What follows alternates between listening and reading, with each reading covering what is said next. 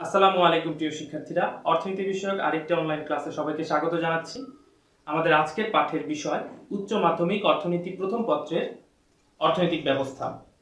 আমরা প্রথমে অর্থনৈতিক ব্যবস্থা সম্পর্কে জানব, এরপর চারটি অর্থনৈতিক ব্যবস্থা নিয়ে পৃথক পৃথকভাবে আলোচনা করব এবং সর্বশেষ চারটি অর্থনৈতিক ব্যবস্থার পার্থক্য একটি স্লাইডে দেখব। এখন আমরা কম্পিউটারের পাওয়ার পয়েন্ট প্রেজেন্টেশনের মাধ্যমে বিষয়গুলো দেখব। So let's start our today's class.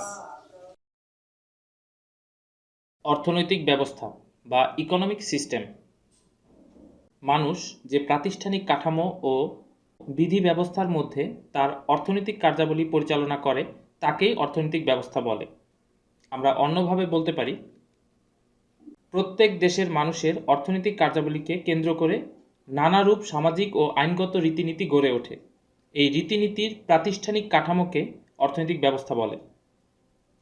আমরা অর্থনৈতিক ব্যবস্থা বোঝার জন্য দুটি দেশের কথা বিবেচনা করতে পারি, একটি হচ্ছে কিউবা, অন্যটি হচ্ছে বাংলাদেশ। আমরা যদি কিউবাতে যাই তাহলে দেখতে পাবো সেখানকার সকল ব্যবস্থা রাষ্ট্র কর্তৃক পরিচালিত, অর্থাৎ শিক্ষা, চিকিৎসা, অন্ন, বস্ত্র সব কিছু রাষ্ট্র কর্তৃক নির্ধারিত হয়ে থাকে।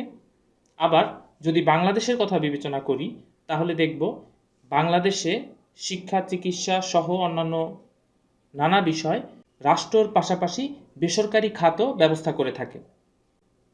অর্থাৎ দেশভেদে অর্থনৈতিক রীতিনীতি ভিন্ন ভিন্ন হয়ে থাকে। পৃথিবীতে সব দেশেই অর্থনৈতিক মৌলিক সমস্যাগুলো প্রায় একই, যেমন প্রত্যেকটা দেশের মানুষের জন্য অন্ন, বস্ত্র, বাসস্থান, শিক্ষা, চিকিৎসা, কর্মসংস্থান ইত্যাদি নানা বিষয় প্রয়োজন। কিন্তু প্রত্যেকটা দেশে সম্পদের পরিমাণ এক নয় বা একই ধরনের সম্পদ সব দেশে নেই।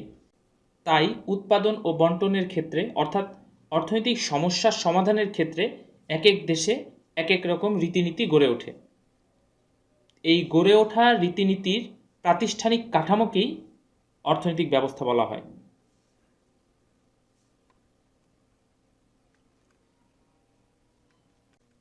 আমরা এখন চারটি অর্থনৈতিক ব্যবস্থা সম্পর্কে জানব। প্রথমত ধনতান্ত্রিক অর্থব্যবস্থা, দ্বিতীয়ত সমাজতান্ত্রিক বা নির্দেশমূলক বা পরিকল্পিত অর্থব্যবস্থা, তৃতীয়ত মিশ্র অর্থব্যবস্থা এবং সর্বশেষ চতুর্থ ইসলামী অর্থব্যবস্থা। প্রথমে আমরা ধনতান্ত্রিক অর্থব্যবস্থা অর্থাৎ ক্যাপিটালিস্টিক ইকোনমি সম্পর্কে জানব। ধনতান্ত্রিক অর্থব্যবস্থায় সম্পদের ব্যক্তিগত মালিকানা স্বীকৃত, অর্থাৎ সম্পদ মানুষ ব্যক্তিগতভাবে বৈধভাবে ভোগ করতে পারবে। উৎপাদনকারীর মূল লক্ষ্য মুনাফা অর্জন। ধনতান্ত্রিক অর্থব্যবস্থায় যেহেতু ব্যক্তি মালিকানা স্বীকৃত, তাই ব্যক্তি অর্থাৎ উৎপাদনকারী সর্বাত্মকভাবে চেষ্টা করে মুনাফা অর্জন করার জন্য। ধনতান্ত্রিক অর্থব্যবস্থায় ভোক্তার স্বাধীনতা রয়েছে, অর্থাৎ প্রত্যেক ভোক্তা তার নিজের পছন্দ মতো দ্রব্য সামগ্রী ভোগ করতে পারে। স্বয়ংক্রিয় দাম ব্যবস্থা। স্বয়ংক্রিয় দাম ব্যবস্থা বলতে বাজারে কোনো পণ্যের দাম ওই পণ্যের চাহিদা ও যোগানের ঘাত প্রতিঘাতের মাধ্যমে আপনা আপনি নির্ধারিত হয়ে থাকে, অর্থাৎ সরকারের কোনো ভূমিকা থাকবে না দাম নির্ধারণের ক্ষেত্রে। চাহিদা ও যোগানের ঘাত প্রতিঘাতের মাধ্যমে বাজারে দাম নির্ধারিত হবে। ধনতান্ত্রিক অর্থব্যবস্থার আরেকটি বৈশিষ্ট্য হচ্ছে শ্রেণী বিভক্ত সমাজ। ধনতান্ত্রিক অর্থব্যবস্থায় সম্পদের ব্যক্তিগত মালিকানা স্বীকৃত, তাই সমাজে উচ্চবিত্ত, মধ্যবিত্ত, নিম্নবিত্ত প্রভৃতি বিভিন্ন শ্রেণীর উদ্ভব হয়ে থাকে। ফলে ধনতান্ত্রিক অর্থব্যবস্থায় শ্রেণী বিভক্ত সমাজ দেখা যায়। আয় বৈষম্য। যেহেতু শ্রেণী বিভক্ত সমাজ অর্থাৎ উচ্চবিত্ত, মধ্যবিত্ত, নিম্নবিত্ত ধনতান্ত্রিক অর্থব্যবস্থায় বিদ্যমান থাকে, তাই আয় বৈষম্য দেখা দেয়। দেশের সম্পদের বেশিরভাগই মুষ্টিমেয় পুঁজিপতির হাতে কেন্দ্রীভূত হয়ে থাকে। অবাধ প্রতিযোগিতা। ধনতান্ত্রিক অর্থব্যবস্থায় অবাধ প্রতিযোগিতা বিদ্যমান থাকে। প্রত্যেক উৎপাদনকারী প্রতিযোগিতায় টিকে থাকার জন্য নতুন নতুন কৌশল উদ্ভাবন ও প্রয়োগ করে থাকে এবং উৎপাদন খরচ কমানোর চেষ্টা করে থাকে। বেসরকারি উদ্যোক্তার স্বাধীনতা।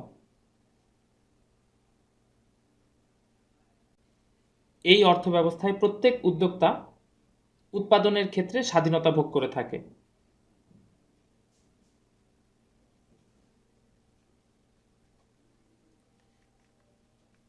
এখন আমরা সমাজতান্ত্রিক অর্থব্যবস্থা সম্পর্কে জানব।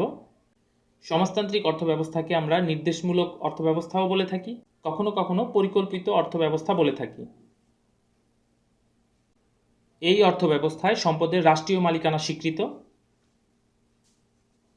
অর্থাৎ কলকারখানা, জমি, যন্ত্রপাতি, উৎপাদনের সকল উপকরণ রাষ্ট্রীয় মালিকানায় থাকবে।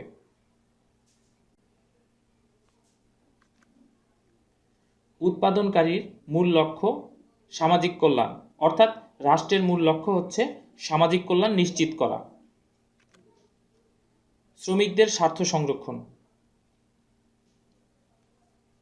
সমাজতান্ত্রিক অর্থব্যবস্থায় পুঁজিপতিদের দ্বারা শ্রমিকদের শোষণের কোনো সুযোগ নেই, কারণ সকল বিষয় রাষ্ট্র নিয়ন্ত্রণ করে থাকে।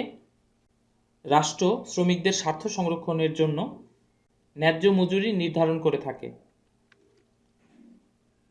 শ্রেণী শোষণের অনুপস্থিতি। যেহেতু এই অর্থব্যবস্থায় ব্যক্তিগত মালিকানা স্বীকৃত নয়, তাই উচ্চবিত্ত, মধ্যবিত্ত, নিম্নবিত্ত শ্রেণী উদ্ভব হয় না, ফলে শ্রেণী শোষণের কোনো সুযোগ থাকে না। অবাধ প্রতিযোগিতার অনুপস্থিতি। এই অর্থব্যবস্থায় রাষ্ট্র সকল পণ্যের দাম নির্ধারণ করে থাকে, তাই প্রতিযোগিতার কোনো সুযোগ থাকে না। সমাজতান্ত্রিক অর্থব্যবস্থায় রাষ্ট্র চাহিদার উপর নিয়ন্ত্রণ আরোপ করে থাকে, অর্থাৎ ভোক্তা যখন যা খুশি তা ভোগ করতে পারে না। কেন্দ্রীয় পরিকল্পনা। এই অর্থব্যবস্থায় উৎপাদন সহ সকল অর্থনৈতিক কার্যকলাপ কেন্দ্রীয় পরিকল্পনার দ্বারা নিয়ন্ত্রিত হয়। সুষম উন্নয়ন। এই অর্থব্যবস্থায় কেন্দ্রীয় পরিকল্পনার মাধ্যমে উন্নয়ন নিশ্চিত করা হয়, তাই পরিকল্পনার সময় দেশের সকল অঞ্চলকে সমান গুরুত্ব দিয়ে সুষম উন্নয়ন নিশ্চিত করা সহজ হয়। এখন আমরা মিশ্র অর্থনীতি বা মিক্সড ইকোনমি সম্পর্কে জানব। মিশ্র অর্থনীতি মূলত ধনতান্ত্রিক অর্থব্যবস্থা ও সমাজতান্ত্রিক অর্থব্যবস্থার বিশেষ বিশেষ বৈশিষ্ট্যগুলোর সমন্বয়ে গঠিত হয়ে থাকে। মিশ্র অর্থব্যবস্থায় সম্পদের ব্যক্তি মালিকানা এবং রাষ্ট্রীয় মালিকানা উভয়ই স্বীকৃত। এই অর্থব্যবস্থায় ভোক্তার স্বাধীনতা বিদ্যমান থাকে। এই অর্থব্যবস্থায় ধনতান্ত্রিক অর্থব্যবস্থার ন্যায় স্বয়ংক্রিয় দাম ব্যবস্থা কার্যকর থাকে, তবে প্রয়োজনে সরকার নিয়ন্ত্রণ করতে পারে। মিশ্র অর্থব্যবস্থায় উৎপাদনকারীর মূল লক্ষ্য মুনাফা অর্জন, একই সাথে সামাজিক কল্যাণ। সমাজতান্ত্রিক অর্থব্যবস্থার মতো মিশ্র অর্থব্যবস্থায়ও শ্রমিকদের স্বার্থ সংরক্ষণ করা হয়ে থাকে। সমাজতান্ত্রিক অর্থব্যবস্থার মতো এই অর্থব্যবস্থায় কেন্দ্রীয় উন্নয়ন পরিকল্পনা গ্রহণ করা হয়, তবে ব্যক্তিগত উদ্যোক্তাদের উন্নয়ন পরিকল্পনাকে জাতীয় পরিকল্পনার সাথে সমন্বয় করা হয়। এই অর্থব্যবস্থায় সরকারি ও বেসরকারি বিনিয়োগ উভয়ই স্বীকৃত।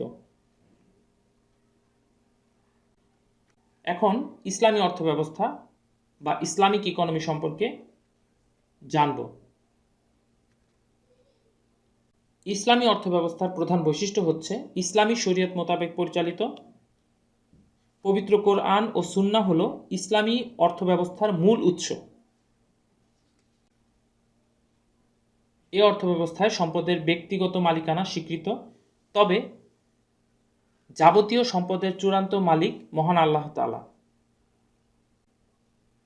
এই অর্থব্যবস্থার আরেকটি গুরুত্বপূর্ণ বৈশিষ্ট্য হচ্ছে সুদমুক্ত অর্থনীতি। ইসলামী অর্থব্যবস্থায় সুদ বা রিবাকে হারাম ঘোষণা করা হয়েছে। শ্রমিকদের অধিকার। ইসলামী অর্থনীতিতে শ্রমিকদের বিশেষ মর্যাদা দেওয়া হয়েছে এবং শ্রমিকদের অধিকার প্রতিষ্ঠা করা হয়েছে। মহানবী হযরত মুহাম্মদ সাল্লাল্লাহু আলাইহি সাল্লাম বলেছেন, শ্রমিকের ঘাম শুকিয়ে যাওয়ার পূর্বেই তার পারিশ্রমিক দিয়ে দাও।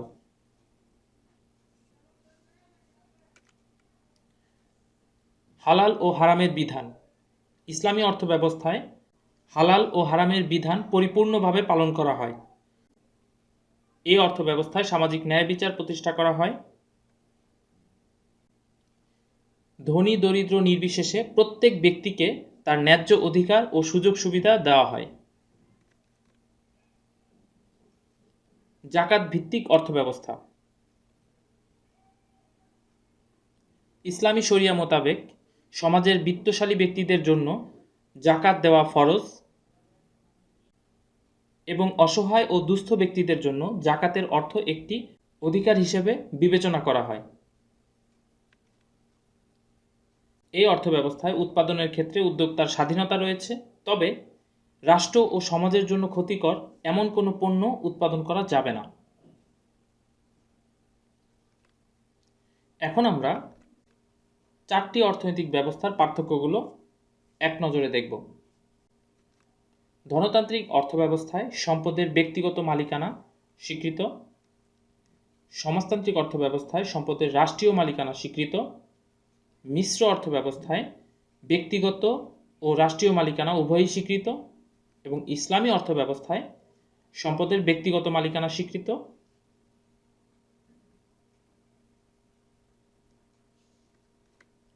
ধনতান্ত্রিক অর্থব্যবস্থায় উৎপাদনকারীর মূল লক্ষ্য মুনাফা অর্জন করা। সমাজতান্ত্রিক অর্থব্যবস্থায় উৎপাদনকারীর মূল লক্ষ্য সামাজিক কল্যাণ নিশ্চিত করা। মিশ্র অর্থব্যবস্থায় উৎপাদনকারীর মূল লক্ষ্য মুনাফা অর্জন করা ও সামাজিক কল্যাণ নিশ্চিত করা। ইসলামী অর্থব্যবস্থার মূল লক্ষ্য ভোক্তার উপর জুলুম না করে হালাল মুনাফা অর্জন করা।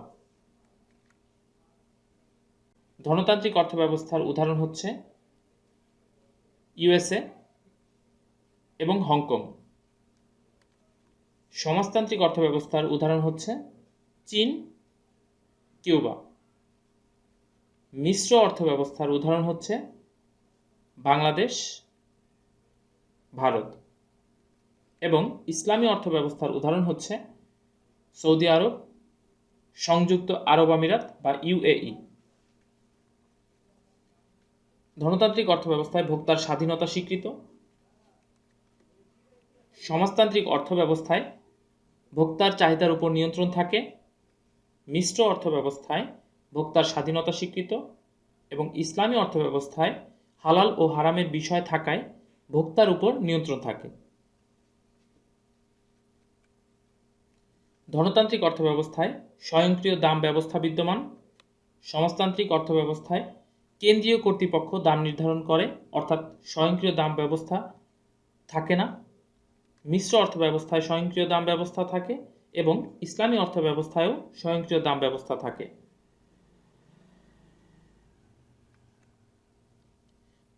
ধনতান্ত্রিক অর্থব্যবস্থায় সামাজিক নিরাপত্তা থাকে না। সমাজতান্ত্রিক অর্থব্যবস্থায় সামাজিক নিরাপত্তা থাকে, অর্থাৎ মানুষের সকল প্রয়োজনীয় মৌলিক দ্রব্য, খাদ্য, বস্ত্র, বাসস্থান, শিক্ষা, চিকিৎসা ইত্যাদি সকল বিষয় রাষ্ট্র কর্তৃক নিশ্চিত করা হয়। মিশ্র অর্থব্যবস্থায় সামাজিক নিরাপত্তা থাকে, ইসলামী অর্থব্যবস্থায়ও সামাজিক নিরাপত্তা থাকে।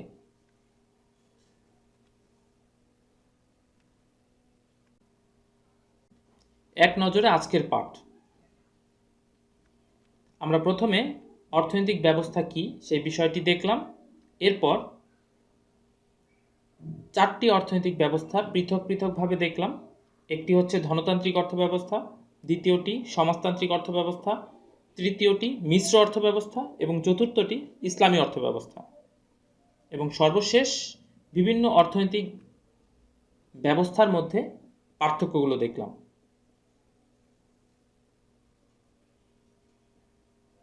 প্রিয় শিক্ষার্থীরা, ধনতান্ত্রিক, সমাজতান্ত্রিক, মিশ্র এবং ইসলামী অর্থব্যবস্থার কিছু গুরুত্বপূর্ণ বৈশিষ্ট্যগুলো আজ আমরা দেখলাম।